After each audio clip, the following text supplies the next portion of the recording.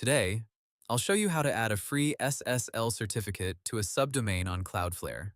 First, make sure your main domain is already added to Cloudflare and using Cloudflare name servers.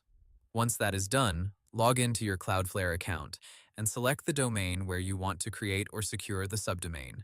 From the left side menu, open DNS, then go to Records. Now check if your subdomain already has a DNS record. For example, if your subdomain is blog.yourdomain.com, you should see a record for blog. If the record does not exist yet, click Add Record. Choose the correct record type.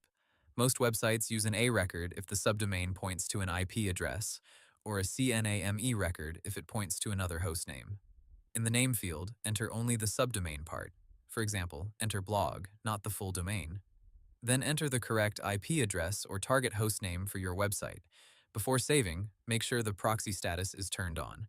The cloud icon should be orange, which means the subdomain is proxied through Cloudflare. Now click Save. Next, go to SSL/TLS from the left side menu. Under Overview, choose the SSL mode that matches your setup.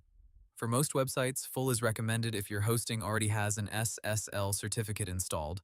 If your hosting does not have SSL yet, you may use flexible, but full is usually safer and better. Cloudflare automatically provides free universal SSL for proxied domains and subdomains, so you normally do not need to manually create a certificate. To check it, open SSL/TLS, then go to Edge Certificates. Make sure Universal SSL is enabled. Cloudflare may take a few minutes to issue or activate the certificate.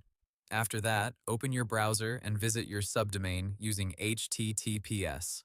For example, type https://blog.yourdomain.com.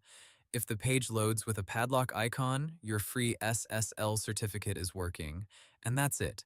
You've successfully added a free SSL certificate to a subdomain on Cloudflare. Subscribe to my channel and see you in the next video.